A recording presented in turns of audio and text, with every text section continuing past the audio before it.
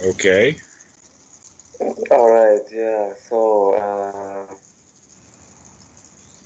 yeah, the last few days, I mean, I think the big thing for me right now is seeing and like relaxing the restlessness. I have lots of restlessness around, like around, especially around information. Like I read a lot of different things, and um, even in the process of doing so, like catch myself having some being not satisfied and wanting more, and even with Dharma related stuff, I it's like I want to read everything, and yeah, and I see that is it's like a hindrance. Well, it looks like that topic that we covered on restlessness is something like opening a wound or tearing open a scab or whatever. And you kind of knew it was there, but now that we've opened it and exposed it, it's pretty ugly looking. Yeah. All right. Well, that's part of the healing process, is that opening this stuff up and taking a look at it. And so we always need to keep the winner's position, that don't feel overwhelmed by this. Mm. Okay, that in fact that was what happened originally uh, to some very famous ones. The one that I'm thinking about now is Eckhart Tolle. That basically he went on his spiritual journey because he actually did feel completely overwhelmed. And we don't know quite why that happened, but we do know that it happened in the sense that he started taking a look at his life and he did not like it at all. um, I can say in regard to that that basically the same thing happened to me, but that there comes a time when we do recognize this restlessness, this deep energy that is, well, I'm not sure energy is the right word. A better word would be void or something missing. Um, and that almost also there's a search that's looking for that missingness. So now that you're beginning to experience that, surprisingly enough, what we're going to do about it is what we've been doing about everything all along. In other words, when the mindfulness comes up, then we take the right view is that, oh, a little Dhammara right now would be a whole lot preferable than all of this restlessness that I've just discovered. And then we take the effort to take that deep breath and come into that state of little nibbana, while at the same time we look at it from the position of, I can do this, I can handle this. Having the right attitude, the winner's attitude, that no Mm. matter how obstructed the mind gets, we can clear this stuff out. Yeah. Yeah. I mean, for me, I like it becomes really hard for me when I do things on the internet or on the computer, because of just the nature of the internet, that everything is little linked to other things, and this really uh, yeah, puts gasoline in the fire, and I really that yeah, the restlessness grows really big really fast in my experience. All right, when you say puts gasoline on the fire, what that actually sounds like to me is input or stimulus. And that the actual, when you say adding gasoline, is to a fire that's already there, which is the feelings. Okay, Yeah. if that's true, then whenever you go onto the internet, you can go onto the internet starting it from the position of no matter what I read, it's not going to upset me.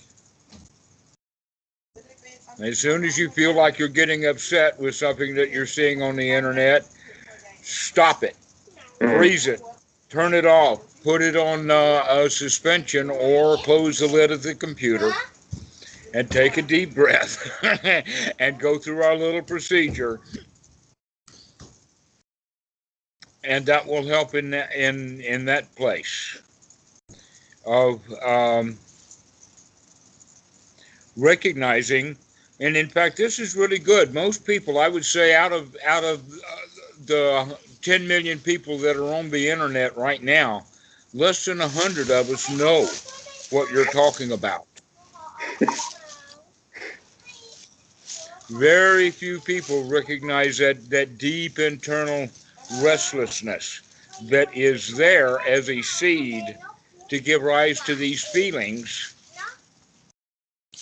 that you're talking about when you mention putting gasoline on the fire. That the feelings are there, that fire is there, it's smoldered. All you have to do is kind of blow on it.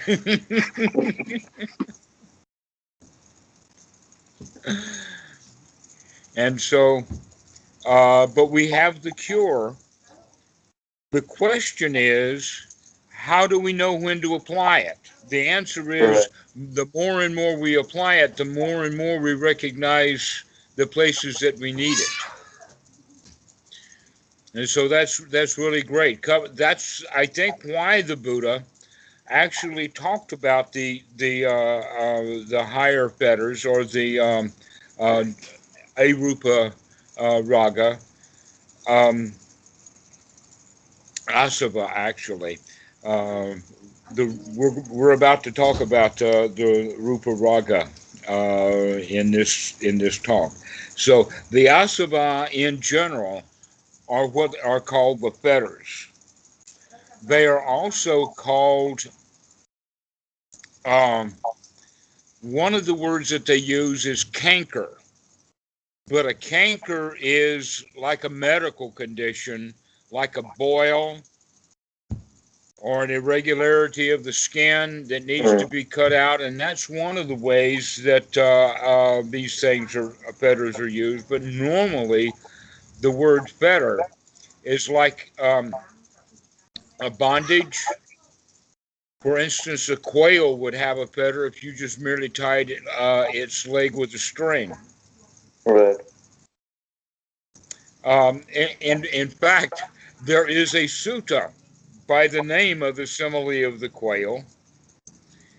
And what the Buddha is talking about is these fetters that a strong bull elephant, who they will work very hard to bind him up with very heavy twines and ropes. And I don't think that they had chains then. But they did have good binding equipment. And so they bound that elephant really, really strongly. And yet every chance he would get, and they almost always, because of historical reasons, would bind the elephant by hindering his left hind foot.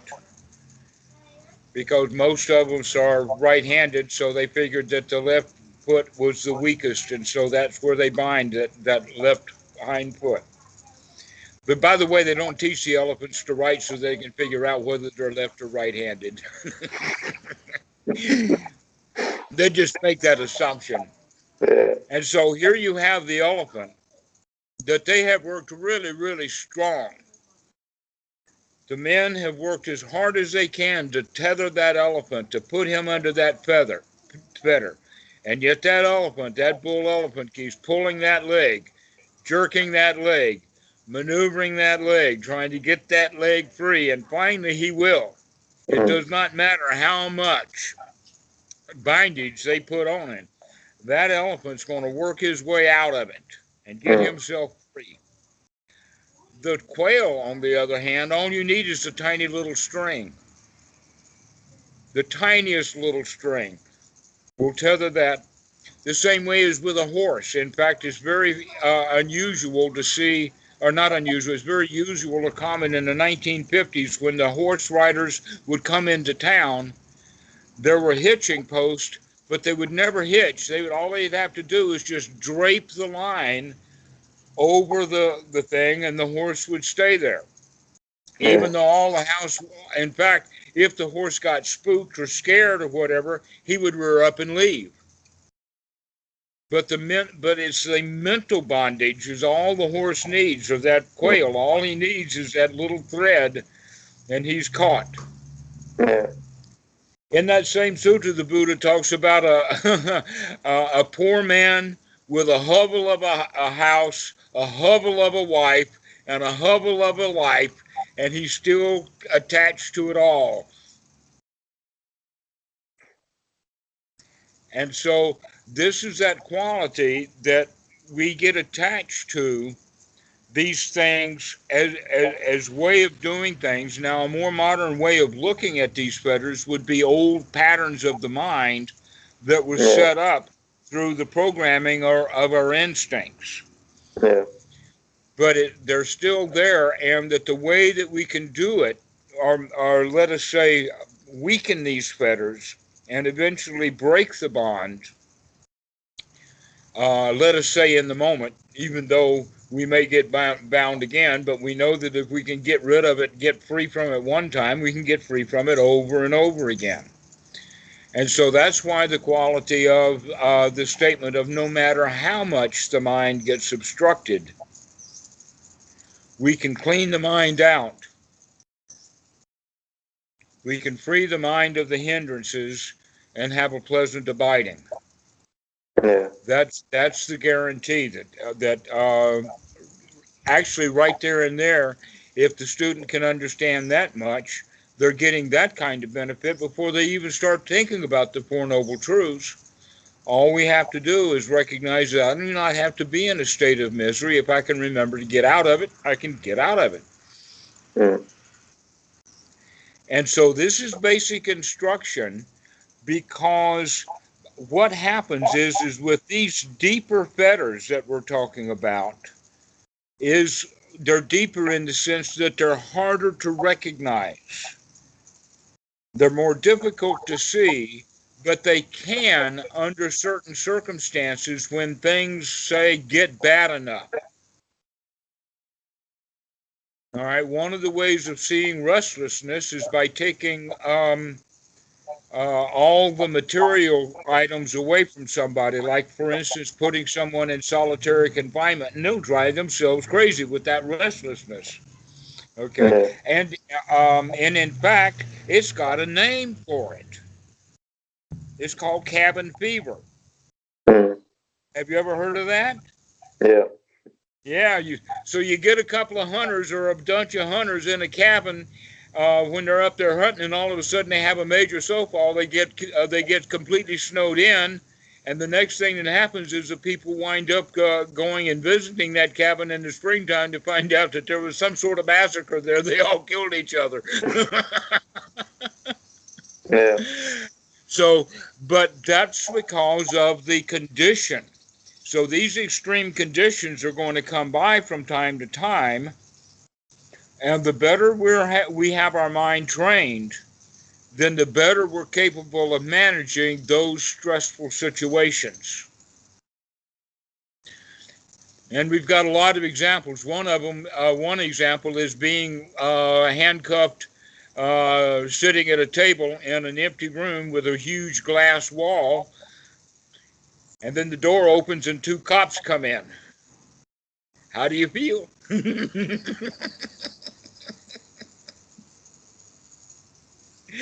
This is a good time to have some mindfulness. This is a stressful situation, and the job of the cops is to put you under stress. Mm. Mm-hmm. So when we recognize that stress will happen from time to time, not necessarily because the stress actually comes from the outside, but that something from the outside that triggers something that's very deep within. The seed of it is down there. Mm. So that when you're invited into a state of fear, then you come up to it. Unless we're mindful. unless we're there on guard. And if we're there on guard, then we can take a deep breath, watch our feelings, and choose how we're going to feel about the situation. This is actually the same thing over and over and over again. And that's what these deep fetters, and understanding this, starting at the level of feeling, knowing how we feel, knowing whether we like something or we don't like it, and to knowing that underneath there's this old programming stuff.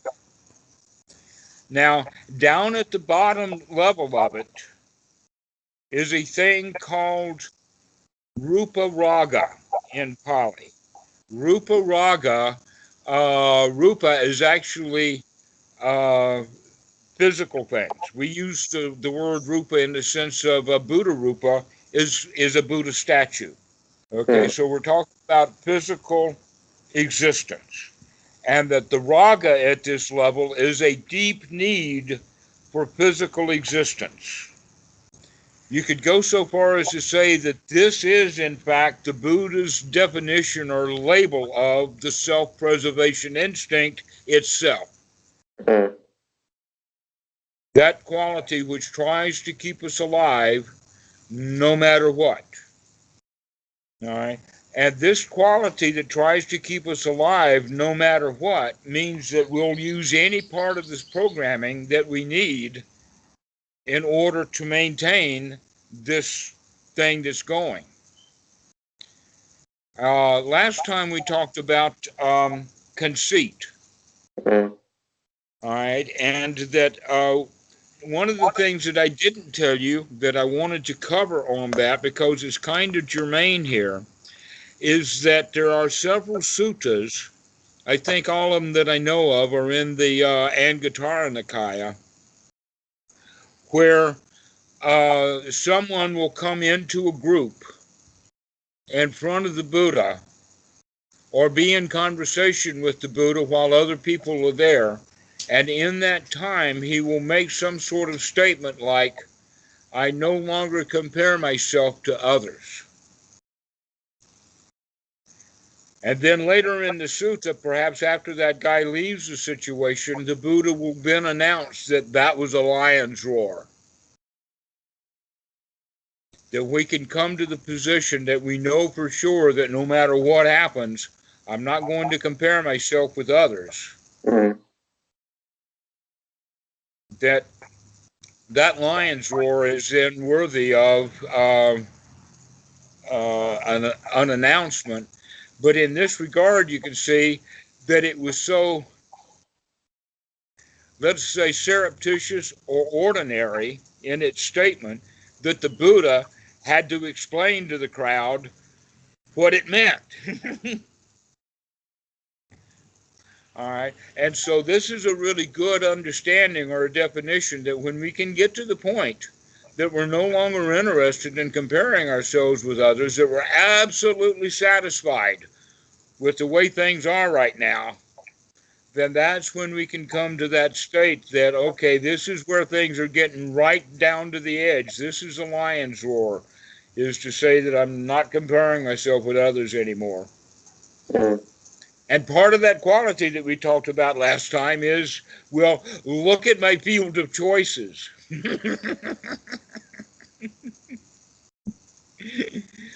Because normally we go, well, if we're going to have a field of choices, let's go to the top, let's go to the best, let's go to the very best at the top. And so if I can compare myself with them or come to the conclusion of why bother, then I can recognize why bother with anybody. Yeah. So, and that it really takes that lion's position or that lion's roar in there in the sense of the satisfaction, the complete deep satisfaction that the way things are right now are good enough. They're fine. They don't need to be fixed. There's no more practice can be done. Now I can play. Life becomes a dance. It becomes a play. It becomes an easygoing thing. All right. So I wanted to finish that off, and then we get into Ruparaga. in the sense that now that we've gotten to the point that we're not comparing ourselves with others or doing any of the things that in fact our life looks altruistic already, that what we do for others. An example of that would be Dhamma teaching. In the beginning, the student is encouraged to teach by the teacher for the student's own good.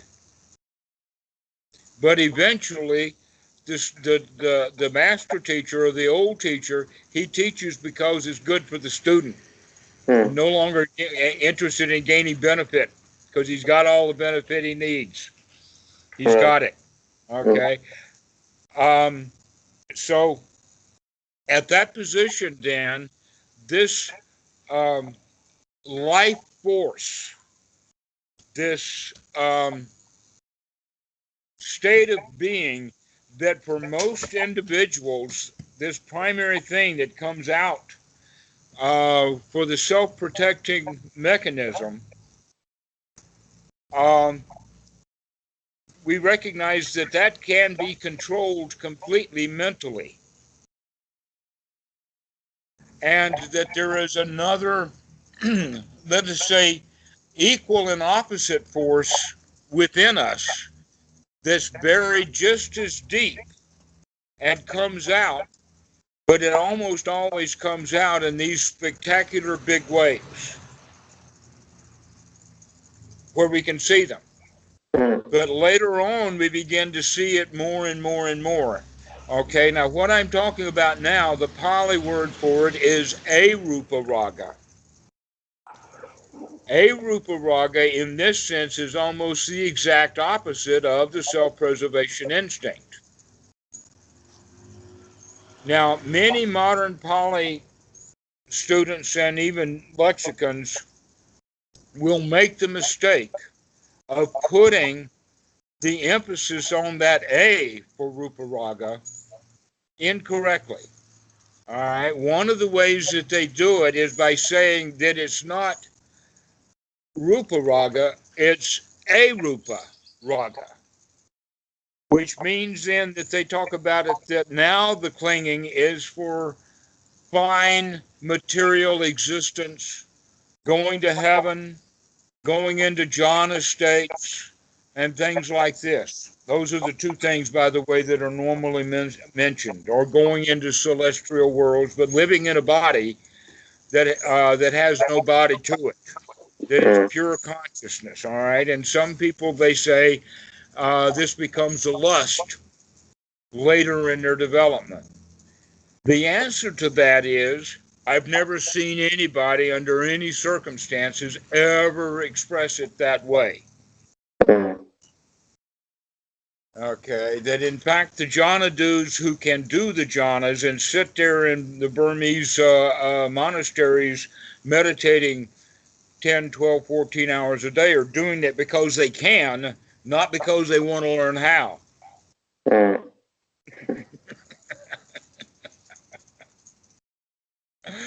So,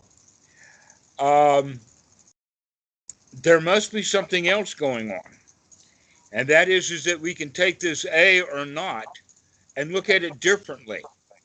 It's not that it's Aruparaga, but it's Ruparaga.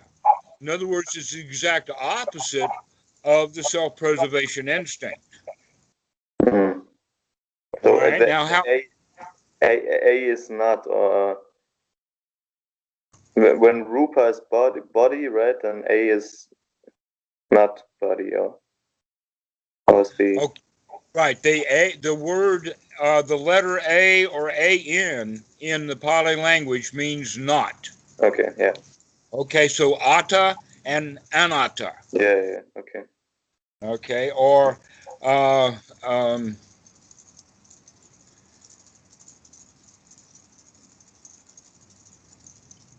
kusala, akusala is another example. There's a lot of them. All right. So in this case, it is a Ruparaga, something that's the opposite of Ruparaga. Now, what that means is that it is, in its strongest terms, expressed as a death wish. The ancient Greeks knew about it and had a Greek term for it that was called thanatos. And that there was a book written in the 1800s by the name of Thanatopsis, which was an actual exploration of death wish, wanting to die, wanting to end it all. All right? And that you can see that, at least metaphorically, if not actually physically, the point of death, everybody allows the death wish to take over the life wish. That we finally give up. In fact, they even in Christianity say, give up the ghost or expire. All right. But we can also look at this Aruparaga and say, wait a minute, this stuff is big in that regard, and that different societies treat it different way. But you could also see that this Aruparaga may, in fact, be the reason why someone deserts the army or quits college or gets a divorce. In all cases, what they're looking at is, my life is not worth living like this. I want out. I want a major change. I'm willing to give up everything to get out of here. And so there is this death wish that's within us all. And the Buddha would not have used the word Aruparaga to talk about the wish to go to heaven and live in a bodily form, but this reality of that there is a death wish within us all. That we like doing something and then we like not doing something. We want out. This is also based upon feelings in the sense of I don't like it. So you could say that you could incorporate Ruparaga, or the lust for staying alive, is because we enjoy being alive. We like it. Being alive is better than dead. You ask anybody, and they'll tell you they like it better. And so there is this component, though, that has to do with had enough. There's a limit. Time to stop. That is actually a program that's built in as an instinct. Is part of the same mechanism of instinct that the self-preservation instinct is. All animals have to do that. In other words, there's a time to stop. There's a time to quit. There's a time to die. There is a time to stop chewing on this carcass and take a hike. There is a time to quit eating. Yeah. And some people even have the idea that sometimes there's a time to jump off a bridge. But it's that same deep, actual quality of emptiness is there that has that ultimate position of, is that all there is? It's kind of a really, really deep disappointment, or what you could call it in the sense of the victim's position. Now we're cleaning out the bottom of the barrel with it. This very, very deeply buried victimhood of I want out. Now, when we deal with this and work with it, we can begin to see also that this one is also related to fear, just like restlessness is related to fear. But if we've already decided that we want out anyway, then that can also be the source of our salvation. In other words, if I'm ready to die, if it's okay that I die, and I can take on that attitude that it's all right to die, then this Aruparaga is going to be my friend now, not my enemy. And it's going to help me, if I can work with it, be free of fear. Because I'm going to die anyway. You want to watch?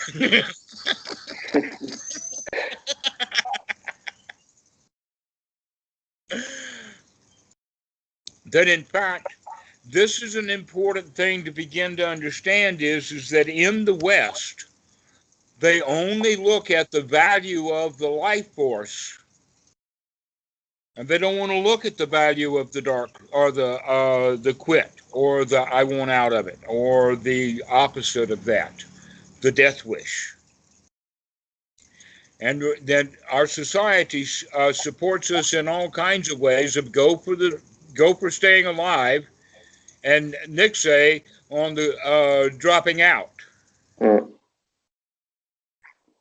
Okay, you can see that in so many ways. Possibly the worst example of it is that people are in bondage, slaves, trying to haul some huge stone up some hill to help somebody build a pyramid or something, and you're starving to death and you're about to die, and you just really quit. I quit right now. Not quite dead yet, but I certainly am ready for it. And then the slave driver comes up and he starts hitting you with a whip to try to get you going again. All right, they want you to stay alive. They want to put you to work.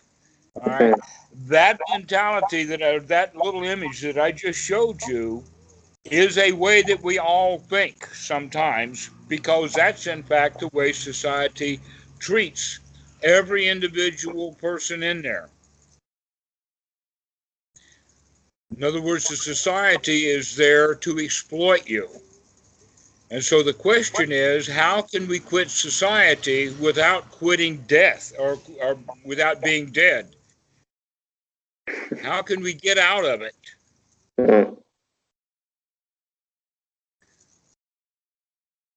And so this is again going back to seclusion.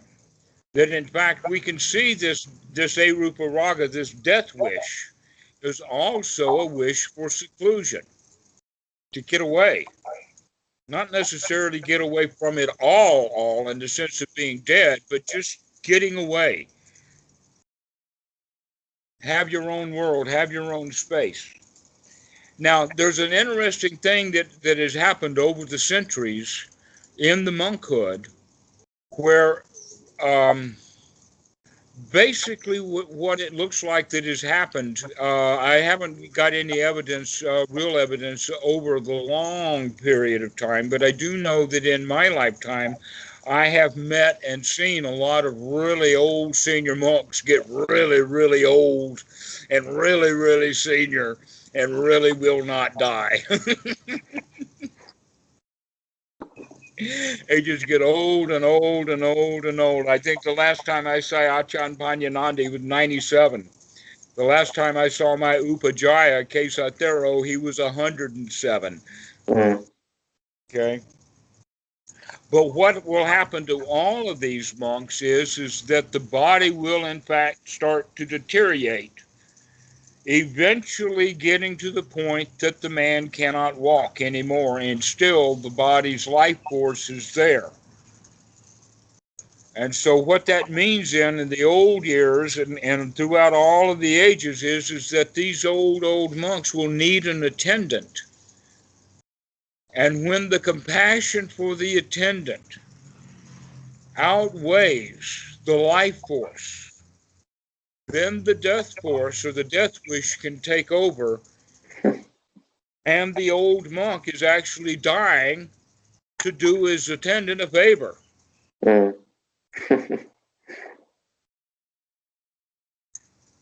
There are stories that we can talk about the death of the Buddha to make it look kind of like the same way.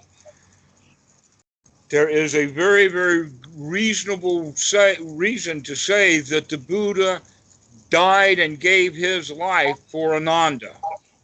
Ananda had been his attendant for 25 years. The last 25 years, first 20 years, Ananda was being a rich running the castle or whatever. But the last 25 years, he became a monk, and in fact, many of the people in the family did also. Rahula had already been a monk, his son, for many years. 1 second, I have to get the charger. and otherwise my battery is gonna run out. 1 second.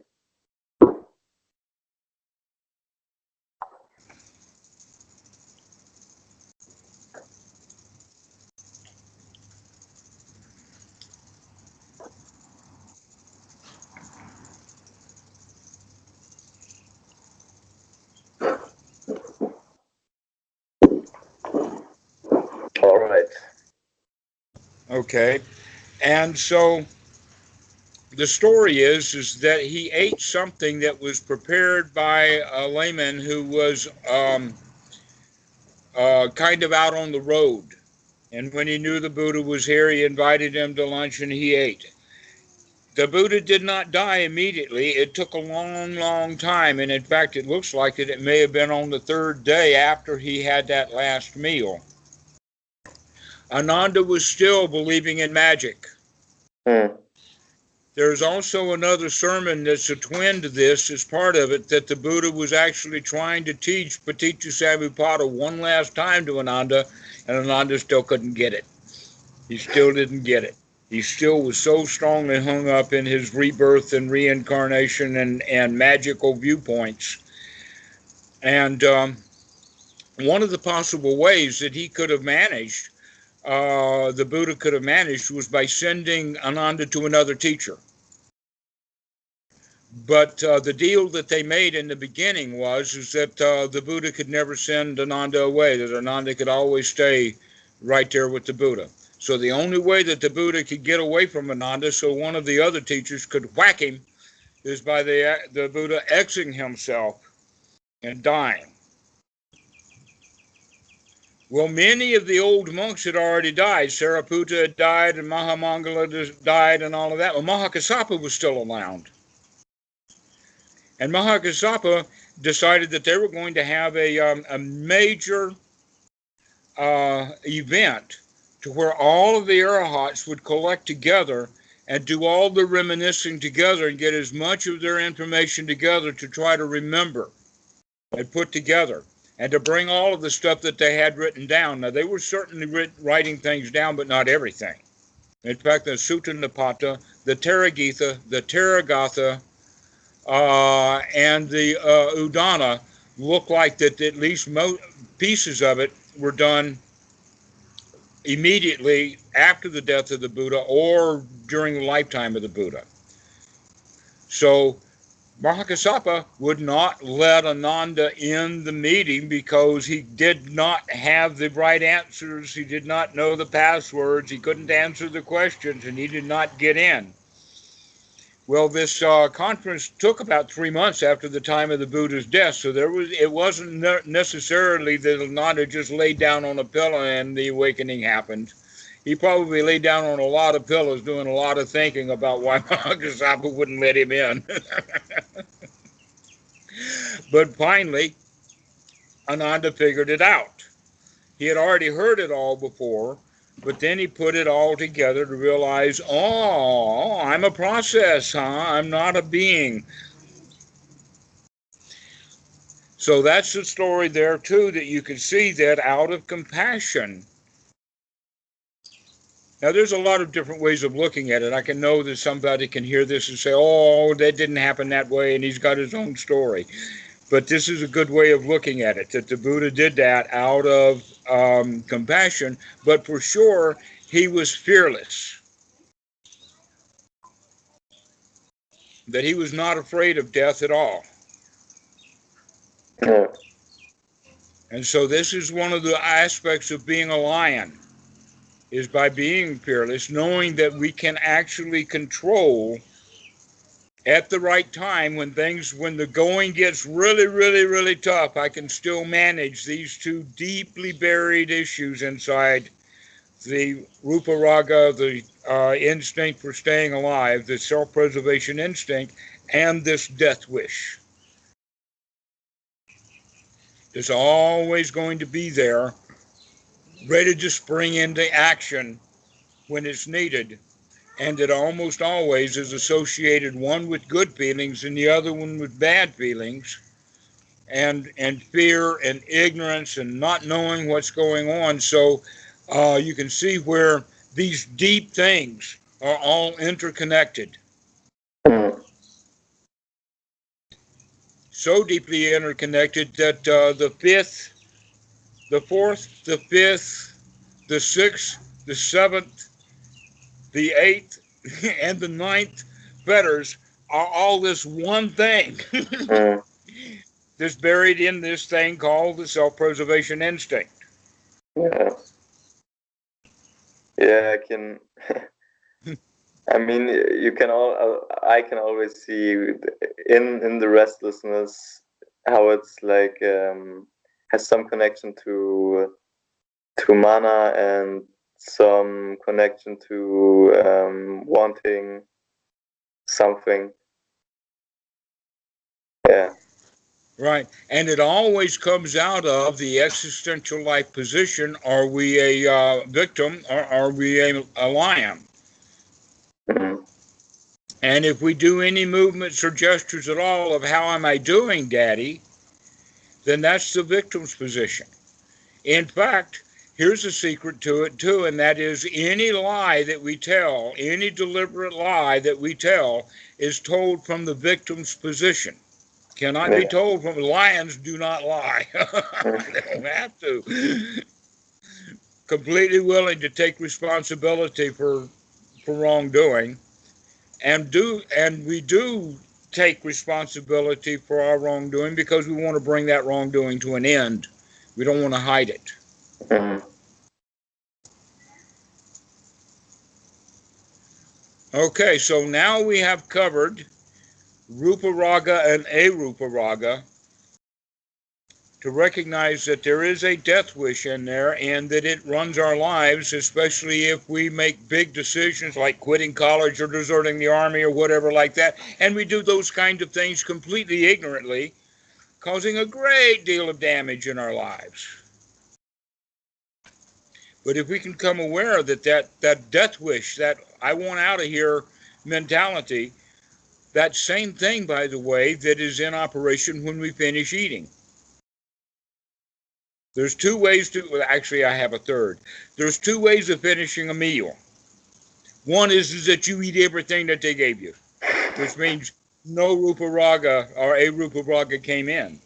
Yeah, Or I like there this is one. stuff, It's my favorite. or that there is stuff left on the plate. That means that I came to the conclusion that there was enough. This is it. I can bring it to an end. I do not have to go all the way to the end of the food before I stop eating. I can stop somewhere along the way. And then there's a third option, but that requires dogs. And that is that you eat down to a point to where you're willing to share, and with them you probably will eat even less because there they are, they're wanting their dinner too. And Yeah. so you always allow. That's one of the qualities of the ways that I eat here is that I always feed the dogs out of compassion. Because why? Because that's the way that dogs do it. I do it according to their nature.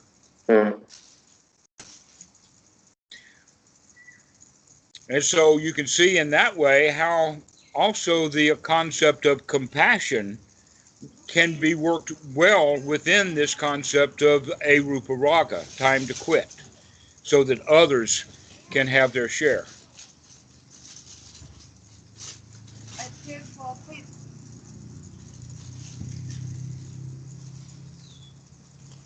No food. Forfeit. And big one.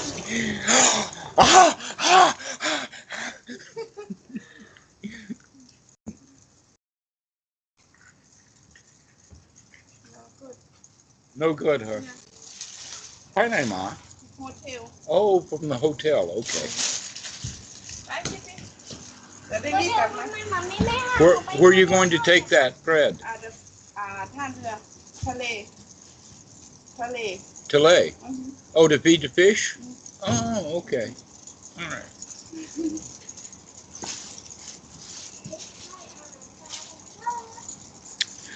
Well, we have pretty well covered the topic now.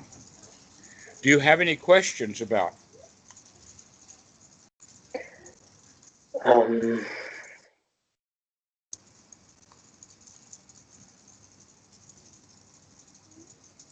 Could you quickly summarize Ruparaga again? Ruparaga is the lust for life. Okay. Vive le moi.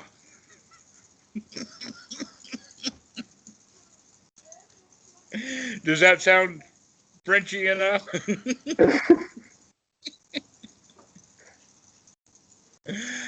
It is that mechanism that is deeply buried primordial right down into the cells and genes that have to do with keeping an organism alive. Mm-hmm. And it will be eventually the source of all defenses that keep people alive or animals alive. All right, every animal has this. Mm-hmm. This is the one thing that every animal has in common, and you can see how common it is mostly with mammals.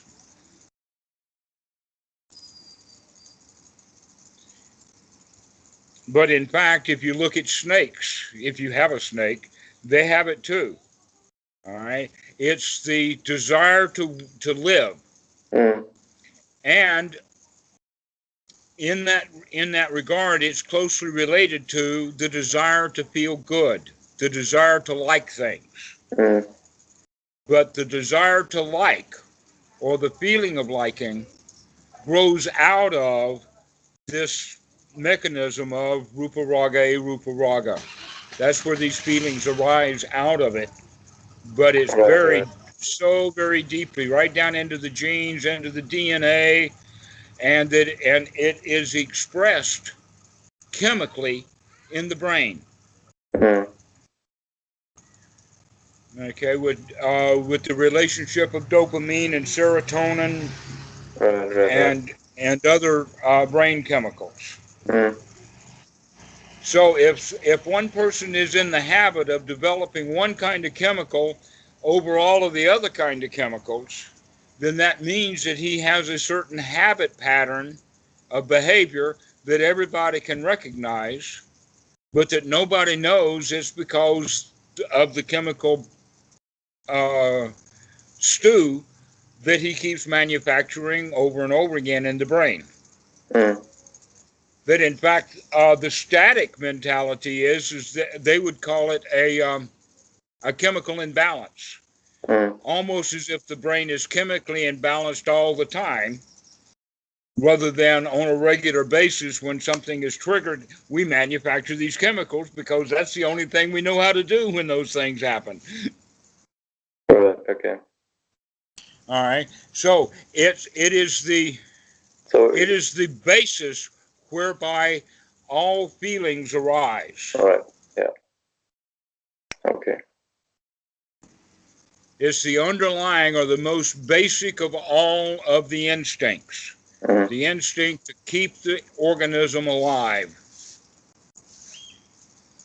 And you can see equally that if that was all there was, then all the organisms that would ever have been born would still be around. This would be a really crowded place if it wasn't also for the Thanatos. Thanatos eventually wins every fight. Yeah.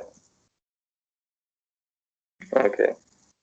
So and then the Aruparaga is like as you said, like from having enough food to having enough of being alive if you're really hurting or something. It's just the putting an end to this process wherever it might occur. Okay, here's an example of it. I give you two examples about breathing. One of them is that somebody has a pretty bad case of pneumonia and does not have good medical attention. He doesn't have oxygen. He doesn't have somebody holding him up and letting the stuff drain out of the body. He doesn't have any medical stuff.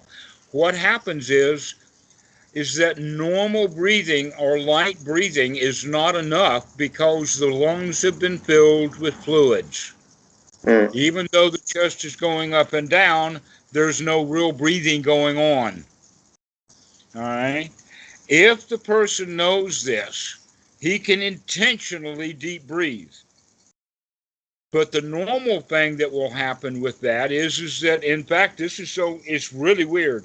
Almost always, it's not the disease that kills people, it's the pneumonia that sets in, that fills the lungs with fluid, and that's what kills them. They're killed by pneumonia.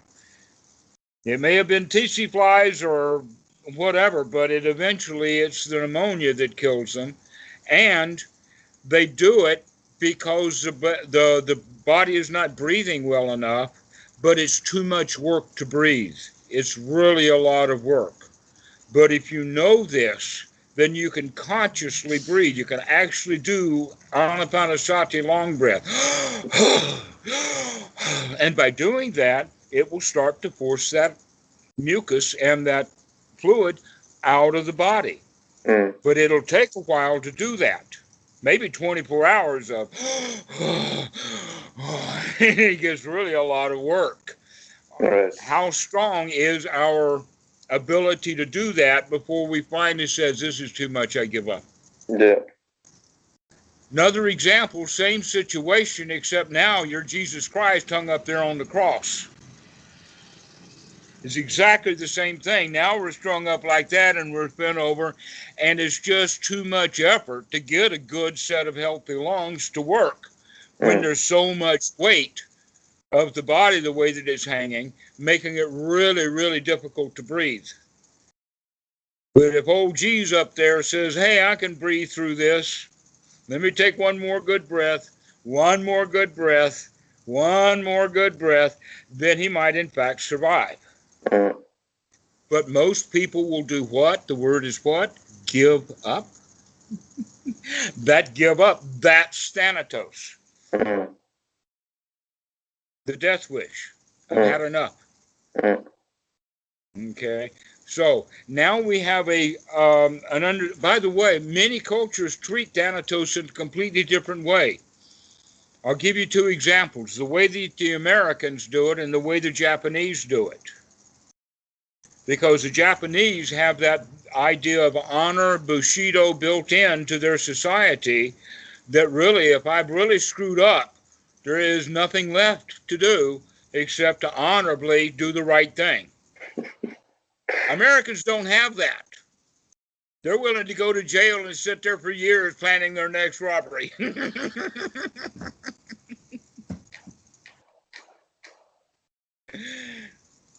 But then the Americans, they don't have any concept or understanding about what's happening in the rest of the world. They do not understand strap-on bombing. They do not understand kamikaze. They do not understand harikari or bushido.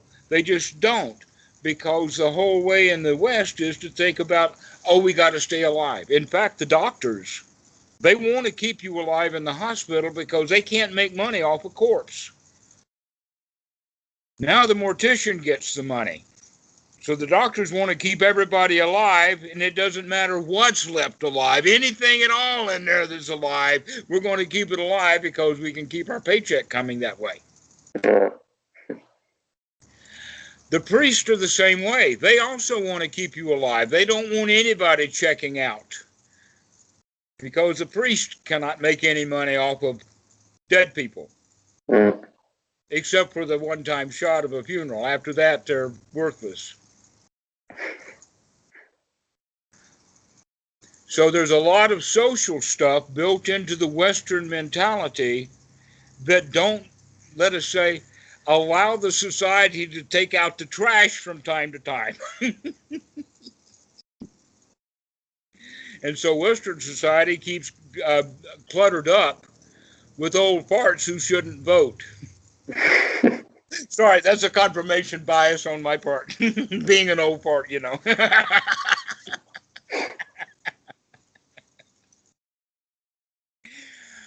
So that's the point of how societies operate with this differently. Is it okay to finish your job and quit? The same thing, by the way, this is very interesting about retirement in the United States, and it also is true about widowers. When a wife loses her husband, she'll just charge right on. She'll lose him at 65 and live into her 90s. But the husband, if his wife dies when he's 65, he's dead at 66. Why is that? Because the guys will lose their will to live. But the one that's most surprising is because almost all of them say, well, if I can get to 65 or whatever the age is, then I can retire. Whippy, I can be free. And so he retires at 65 and he's dead at 66. Same thing. Why is that? It's because retirement is almost the same thing as giving up and letting go.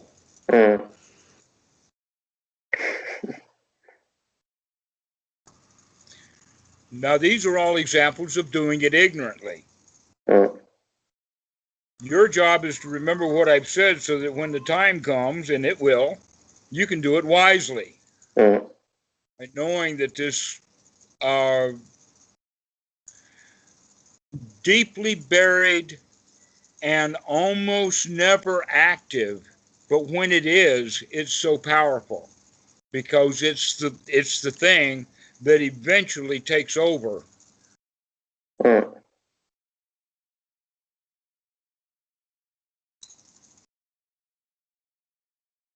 Yeah, I mean, you can see it in animals, right? Dogs, for example, they leave when they feel that it's time, and they lay down somewhere and wait for it to happen.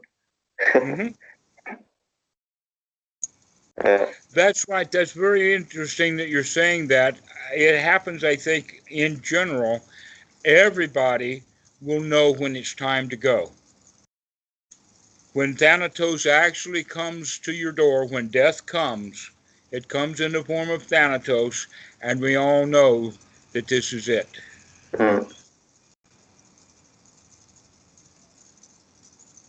And so we'll know at least within a few months. But most people will be able to name the day.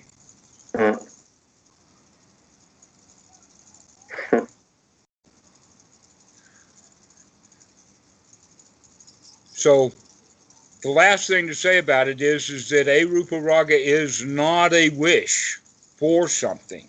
It's the wish that is the opposite of the wish of everything. And that is the wish for nothingness. Finally get it over. In fact, there's a Pali chant. Anicca vata sankara upatava yudamino upajatava nerujante tesa vupasamo sukho. That last word, sukho, is saying that death is the highest happiness. Death is the highest happiness. And we know this. I mean, look, Muslims say whenever they mention Muhammad, may he rest in peace, or peace be unto him, or rest in peace. All of this idea, this very, very well known, this idea of being dead is somehow or another, being dead actually is better than being alive. Thank you very much. Why? Because being alive, as much fun as it is, it's a struggle. And so by following the Buddha Dhamma, we find out that we can reduce that struggle to almost minuscule, but we can't get rid of it completely. So we still have to deal with this death issue.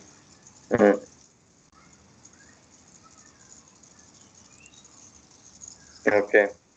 All right? Okay.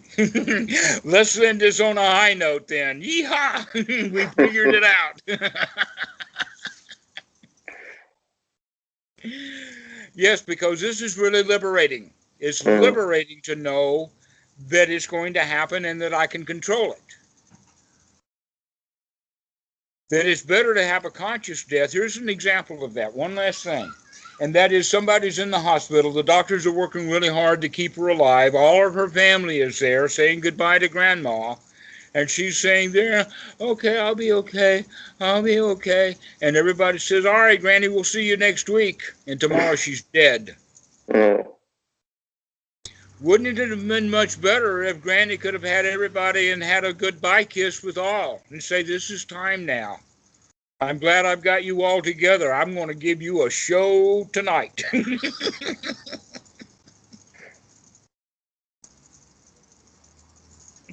I'm going to hold my breath. And you... But we don't, not in our society. We do not allow euthanasia. I understand that Switzerland is one of the first places that really, truly allow it. But you can see the mentality that comes from. Japan it's not an issue in Japan. Nobody ever talked about it in Japan. It's been part of their society for centuries.